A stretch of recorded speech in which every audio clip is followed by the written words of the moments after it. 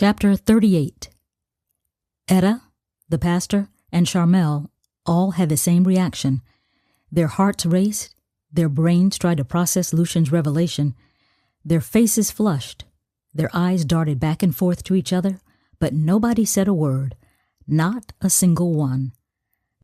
The only sound came from the low hum of the air conditioner kicking in, and the faint sound of children from the church's daycare at the playground nearby. The three of them weren't sure they actually heard what they thought they heard.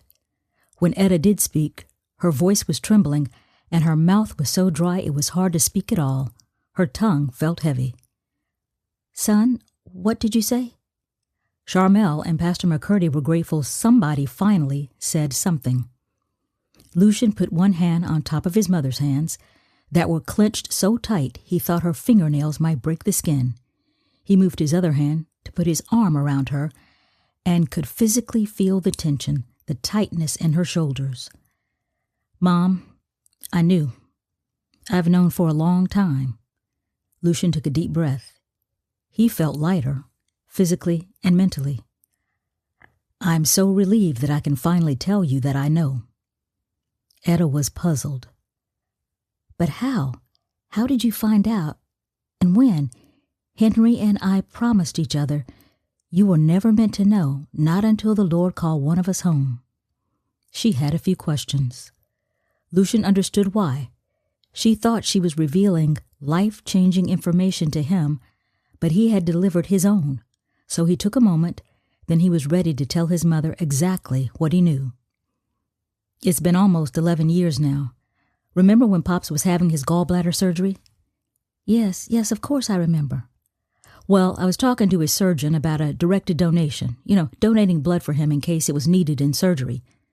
Dr. Glenn didn't think it was going to be necessary, but I had one of his nurses check into it anyway, just in case.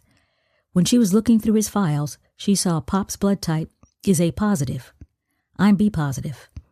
Maybe it was my own curiosity, or maybe it was the Lord leading me down the path, but I looked up your blood type. You're also A positive."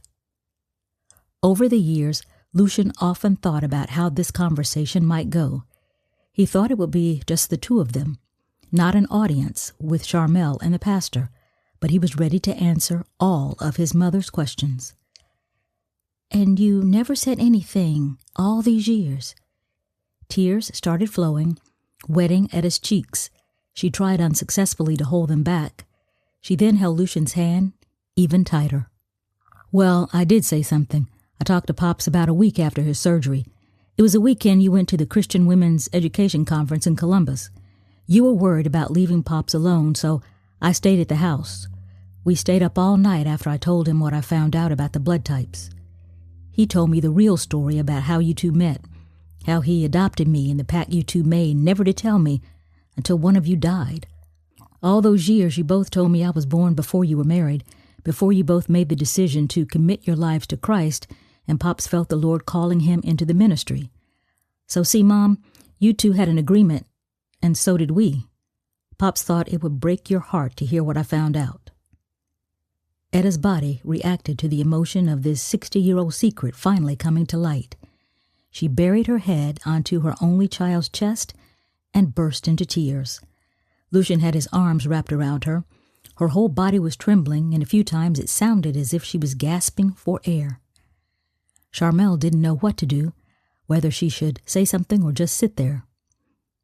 This was not one of the many scenarios she had gone over in her mind. She looked to Pastor McCurdy. He wasn't much help. He looked as confused as she did. "Sharmelle, let's step outside and give them some privacy. Sister Hayes, Deacon Hayes, take your time. We'll be down the hall in Sharmelle's office." Lucian nodded. Etta did not look up. As they walked down the hall to Sharmelle's office, she and Pastor McCurdy didn't say a word. They just let what they just heard sink in. Sharmelle realized that all this time she was consumed with how to break a secret to a man who already knew what they were trying to tell him. She was so deep in thought that she didn't hear Pastor McCurdy asking her a question, probably for the second or third time. "Sharmelle, you okay?" "Sorry, what? Yes, I was just... I'm just trying to wrap my head around everything that's happened, and now the bombshell Deacon Hayes just dropped on us. I know, it's a lot to take in. The Hayeses are going to need our prayers and our emotional support through this. You heard her break down. That's some heavy emotional stuff that's been sitting in her spirit since she was a young woman. It's almost like the letting go during the grieving process. Sharmelle wasn't sure why Etta broke down. Was it the relief that she no longer had to be burdened by keeping this secret? Or was some of it anger at Pastor Hayes for not telling her the secret wasn't really a secret and that he'd kept that from her for years?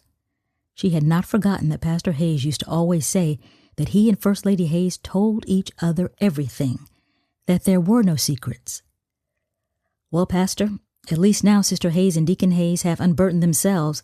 There are no more secrets on this subject, Sharmelle said. Are you sure of that? Pastor McCurdy said.